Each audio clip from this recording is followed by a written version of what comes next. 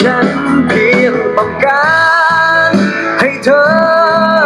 อยู่กับฉันตรงนี้นานๆผมเกือบมองข้ามแต่เสียงมันโคตรไม่ธรรมดาตัวนี้เลยครับตัว RB120S ลำโพง15 วัตต์แบตเตอรี่ 4,000 แอมป์ใช้งานได้ 20 ชั่วโมงบวกๆเลยครับอย่างควบคุมมีอะไรบ้างเพิ่มเสียงลดเสียงได้เพลงถัดไปได้เพลงที่แล้วได้หยุดเพลงเล่นเพลงได้ครับนี่จะมี SD card AUX ชาร์จแบตผ่าน Type C เราลองไปฟังเสียงนะครับว่าเสียงจะดังเสียงจะดีขนาดไหนเราไปฟังกันได้เลยครับก็เลยมาร้องเพลงบอกแค่อยากให้เธอนั้นเข้าใจเป็นไงบ้างครับทุกคนเสียงดีไหมครับตัวนี้นะครับจะมี2สีให้เลือกนะครับทุกคนใครที่สนใจนะสีวิปาตะกร้าด้านล่างซ้ายมือแล้วทุกคนรีบไปสั่งซื้อกันได้เลยนะครับ